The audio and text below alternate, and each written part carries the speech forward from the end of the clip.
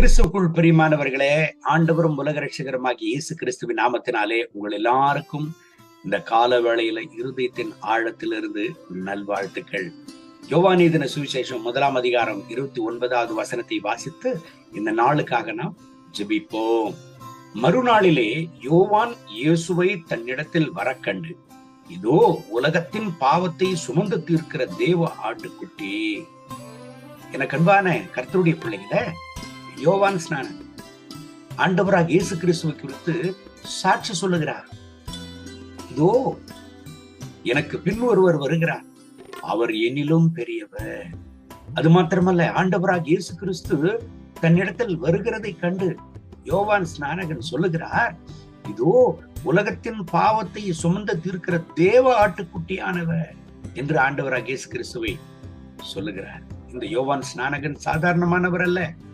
மத்தேயு எழுதின சுவிசேஷம் 11ஆம் அதிகாரம் 16வது வசனத்துல ஆண்டவராகிய இயேசு கிறிஸ்துவே யோவான் ஸ்நானகரை குறித்து சொல்லி இருக்கிறார், ஸ்திரீகளிடத்துல பிறந்தவர்களில் எல்லாரிலும் பெரியவர் யார் என்று சொல்லி பார்த்தால் யோவானை போல பெரியவர் ஒருவரும் இல்லையா.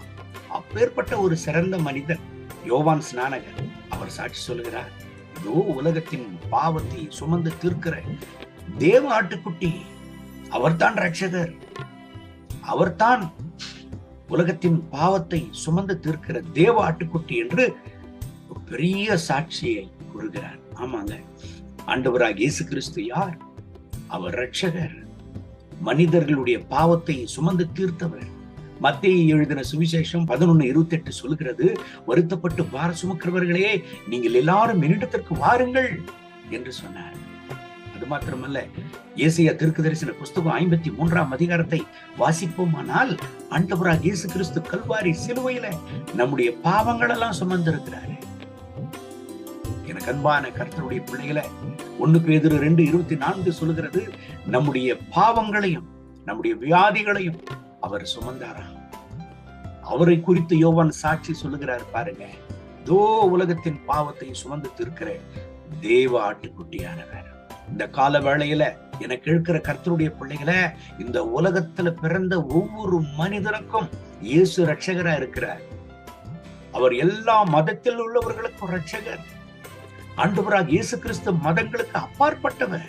Is a God for all mankind. ஆண்டவராக இயேசு கிறிஸ்து அவர் மனிதனாக பிறந்ததினாலே அவர் மனிதன் அல்ல. ஆண்டவராக இயேசு கிறிஸ்து சாதாரணமானவர் அல்ல, அவர் ரட்சகர். யோவான் ஸ்நானகன் எப்படி ஆண்டவராக இயேசு கிறிஸ்துவை குறித்து சாட்சி சொன்னாரோ, அப்படித்தான் இந்த உலகத்துல பிறக்கிற ஒவ்வொருவர்களும் சாட்சி சொல்ல கடமைப்பட்டிருக்கிறோம். இந்த வார்த்தைகளை கேட்கிற எனக்கு அன்பான கர்த்தருடைய பிள்ளைகளை, நீங்கள் படித்தவர்களா இருக்கலாம், படிக்காதவர்களா இருக்கலாம், நீங்கள் வேலை செய்யலாம் அல்லது வீட்டில் இருக்கிறவர்களா இருக்கலாம், நீங்கள் யாரா இருந்தாலும் ஆண்டவராக இயேசு கிறிஸ்துவை குறித்து அவர் தான் ரட்சகர் என்று சாட்சி சொல்லணும். இன்றைக்கும் அநேக கிராமங்கள்ல தெருவுகள்ல பார்க்கிற பொழுது அநேக பேர் கைப்பிரீதிகளை சுமந்து கொண்டு அநேக பேருக்கு பகிர்ந்து கொடுப்பாங்க. காரணம், இயேசு ரட்சகர். நானும் காலேஜ் படிக்கிறதான நேரத்துல 1997 PVKN டிகிரி காலேஜ்ல நான் டிகிரி படிக்கும் பொழுது ரட்சிக்கப்பட்டேன். நான் ரட்சிக்கப்பட்டு உடனே ஆண்டவர் எனக்கு ஒரு நல்ல ஒரு தருணத்தை கொடுத்தார், ஒரு பாரத்தையும் ஒரு அழைப்பையும் கொடுத்தார். ஆண்டவர் அவருடைய நாமத்தை குறித்து அறிவிக்கிறதான அந்த மகத்துவமுள்ள பாக்கியத்தை எனக்கும் தந்தார். நான் படிக்கிற அதே காலேஜ்ல எல்லாருக்கும் கர்த்தருடைய சுவிசேஷத்தை அறிவிக்கும்படியாக ஆண்டவர் எனக்கு கிருபை செய்தார். என்னோடு கூட படிக்கிறவர்களுக்கு, என் சுற்றுப்புறத்தில் இருக்கிறவர்களுக்கு, நான் பஸ்ல போகும்போதும் வரும்பொழுதும் அந்த பஸ்ல எல்லாருக்கும் கைப்பிரதிகளை கொடுப்பேன். அது மாத்திரமல்ல, நேரம் இருக்கும் பொழுதெல்லாம் ஒவ்வொரு கிராமமாக சுற்றி கைப்பிரதிகளை கொடுப்பேன். ஆண்டவராக இயேசு கிறிஸ்து ரட்சகர் என்று எழுதப்பட்டிருக்கிறதான கைப்பிரதிகளை கொடுப்பேன்.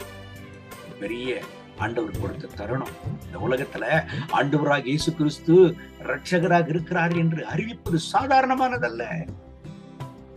எனக்கு இருக்கிற என் அன்பு கர்த்தருடைய பிள்ளைகளை, நீங்கள் ஆண்டவருக்கு எதையாவது நீங்கள் கொடுக்கலாம், ஆனால் அவரை குறித்து நீங்கள் சொல்லுகிற சாட்சி இருக்கிறது பாருங்க, அவரை குறித்து நீங்கள் பகிர்ந்து கொள்ளுகிறதான நற்சாட்சி, அவர் தான் ரட்சகர், அவர் தான் ரட்சகர் என்று நீங்கள் கொடுக்கிற சாட்சி இருக்கிறது பாருங்க, அதற்கு சிறந்தது வேற ஒன்றுமே இல்லை.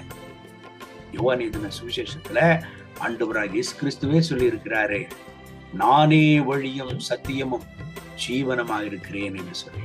இந்த உலகத்துல பிறந்த எந்த மனிதனும் ஒரு நாள் இறக்க வேண்டும். அதற்கு பிறகு வேறு ஒரு ஜென்மம் இருக்கிறது. அதுதான் பரலோகத்துல கர்த்தர் நமக்கென்று ஆயத்தப்படுத்தியிருக்கிறதான அந்த இடத்திற்கு நாம் செல்லணும். அப்ப இந்த உலகத்துல அந்த ரட்சகரை ஏற்றுக்கொண்டாதான் அந்த பரலோகத்திற்கு செல்ல முடியும். அது மாத்திரமல்ல, எத்தனையோ பேர் ஆண்டவராக இயேசு கிறிஸ்து இல்லாம மரித்து போய் கொண்டிருக்கிறார்கள். அவர்களுக்கெல்லாம் நம்ம சொல்ல வேண்டாமா? நமக்காக ஜெபிக்கிறோம், நம்ம குடும்பங்களுக்காக ஜெபிக்கிறோம், நம்ம வேலைக்காக ஜெபிக்கிறோம், நம்ம சுகத்திற்காக ஜெபிக்கிறோம். எனக்கு அன்பான கர்த்தருடைய பிள்ளைகளை, ஆண்டவராக இயேசு கிறிஸ்துவை அறியாத எத்தனையோ கோடிக்கணக்கான மக்கள் அவர் அறியாமலே மரித்து கொண்டிருக்கிறார்களே. இன்னும் இருக்கிறவர்களுக்கு சுவிசேஷத்தை எப்பொழுது நாம் சேர்ப்பது? உங்களுக்கு மொபைல் போன் இருக்கிறதா? உங்க மொபைல் போன்ல எத்தனை பேர் இருக்கிறாங்களோ அத்தனை பேருக்கும் கர்த்தருடைய வசனங்களை அனுப்புங்க. உங்களுக்கு என்னென்னவெல்லாம் பப்ளிக் மீடியா இருக்கிறதோ அத்தனையிலையும் ஆண்டவராக இயேசு கிறிஸ்து ரட்சகர் என்கிற சுவிசேஷத்தை அறிவியுங்கள். காரணம், அவர் சீக்கிரமாய் வரப்போகிறார். அவர் சீக்கிரமாய் வரப்போகிறார். அவர் விரும்புகிறது என்ன தெரியுமா? சர்வ சிருஷ்டிக்கும் உலகமெங்கும் போய் சர்வ சிருஷ்டிக்கும் சுவிசேஷத்தை பிரசங்கியுங்கள் என்று சிஷ்யர்களுக்கு அந்த கட்டளை கொடுத்திருக்கிறார். அந்த கட்டளையை நமக்கும் கொடுத்திருக்கிறார். அவருடைய சுவிசேஷத்தை அறிவிப்பது தான் ஒரு மென்மையான காரியம். இந்த உலகத்திலேயே ஒரு சிறந்த கர்த்தருடைய பணி என்னவென்று சொன்னால், ஆண்டவராக இயேசு கிறிஸ்து ரட்சகராக இருக்கிறார் என்று அறிவிப்பது தான். சகல நாவுகளும் ஆண்டவராக இயேசு கிறிஸ்துவுடைய நாமத்தை முழங்க வேண்டும். சகல முழங்கால்கள் அவருக்கு முன்பதாக முழங்க வேண்டும். காரணம், அவர் தான் ராஜா, அவர் தான் ஆண்டவர். எனக்கு அன்பான கர்த்தருடைய பிள்ளைகளை, இந்த நாளில ஒரு தீர்மானத்தை எடுப்போமா? ஆண்டவருடைய சுவிசேஷத்தை நான் பறைசாற்றுவேன். யோவான் ஸ்நானகன் பிரசங்கித்தார், இவர் தான் உலக பாவத்தை சுமந்து தீர்க்கிற தேவாட்டு என்று.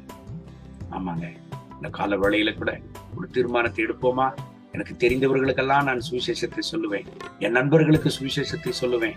என் இனத்திற்கு, என் ஜனத்திற்கு சுவிசேஷத்தை சொல்லுவேன். என்னால முடிந்த அளவுக்கு கர்த்தருடைய சுவிசேஷத்தை சொல்லுவேன். என்னால முடிந்த அளவுக்கு கர்த்தருடைய சுவிசேஷத்தை நான் பறைசாற்றுவேன், சுவிசேஷத்தை சொல்லுவேன். ஒரு தீர்மானத்தை எடுப்போமா? கண்களை மூடி கர்த்தருடைய திருப்பாதத்தில் நாம் ஜெபிப்போம். கர்த்தருக்காக செய்கிற ஒவ்வொரு ஊழியங்களுக்கும் பரலோக ராஜ்யத்தில் கட்டாயம் நமக்கு பலன் இருக்கிறது. இந்த கால வேளையில கண்களை மூடி ஜெபிப்போம். நம்மை நாமே அர்ப்பணிப்போம் அந்த உன்னதமான பணிக்கு. அன்பின் ஆண்டவரே, பரலோக நல்ல தகப்பனே, இந்த உலகத்தில் ரட்சகர் நீர் ஒருவர் தான். காரணம், நீர் மாத்திரம்தான் ரத்தத்தை சிந்திருக்கிறீர். மனிதனுடைய பாவங்களை நீக்கும்படியாக, மனித குலத்தின் பாவத்தை நீக்கும்படியாக நீர் மாத்திரம்தான் ரத்தத்தை சிந்திருக்கிறீர். காரணம், நீர் தான் ரட்சகர். நீர் மதங்களை விட அப்பாற்பட்டவர். இந்த பூமியில பிறந்த ஒவ்வொரு மனித வாழ்க்கைக்கும் ஆண்டவராக இயேசு கிறிஸ்துவே நீர் தேவை. காரணம், நீர் இல்லாமல் பரலோகம் ஒருவரும் செல்ல முடியாது. இந்த வார்த்தைகளை கேட்டுக்கொண்டிருக்கிற எனக்கு அன்பான சகோதர சகோதரிகளுக்காக ஜெபிக்கிறேன். இவர்களை ஆசீர்வதியும். இவர்கள் சுற்றுப்புறங்களில, இவர்கள் நண்பர்களுக்கு, இவர்கள் இனத்தாருக்கு, ஜனத்தாருக்கு யாவருக்கும் கர்த்தருடைய சுவிசேஷங்களை அறிவிக்க இவர்களுக்கு வாசல்களை திறந்து தார். இவர்களை பலப்படுத்தும், இவர்களை தைரியப்படுத்தும், இவர்களுக்கு வழிகளை ஏற்படுத்தி தாரும். இயேசுவே, கர்த்தருடைய மனதுருக்கம் இவர்கள் மேல் இறங்கி வரட்டும். அப்பேற்பட்ட ஒரு கிருபையின் பிரசனம் இவர்களை நிரப்பட்டும் என்று சொல்லிக்கிறேன். இவர்கள் தேவைகளெல்லாம் சந்தி. ஆண்டவரே, எங்களை குறித்து அதிகமாக உடைய திருச்சமூகத்தில் நாங்கள் ஜெபித்தது போதும். அநேக உண்மை அறியாத ஜனங்கள் இருக்கிறார்களே, அவர்களுக்காக நாங்கள் மன்றாடுகிறோம். அவர்களுக்கு சுவிசேஷத்தை அறிவிக்க கர்த்தர் எங்களுக்கு வழிகளை தரும், வாசல்களை தரும். எங்களை பலப்படுத்தும். கிருபையின் பிரசனத்தினால மூடி மறையும். இந்த ஜெபத்தில் இணைந்து ஜெபித்துக் கொண்டிருக்கிற எனக்கு அன்பான சகோதர சகோதரிகளுக்காக ஜெபிக்கிறேன். இவர்கள் தேவைகளை எல்லாவற்றையும் சந்தித்து உமக்காக இவர்களை பயன்படுத்தும். உமக்காக இவர்களை உபயோகியும். அப்படி செய்கிறதற்காக கோடி கோடி நன்றி. மகிமை, கனம், துதி உமக்கே. இயேசுவின் நாமத்தில் கேட்கிறோம் நல்ல பிதாவே. ஆமென், ஆமென்.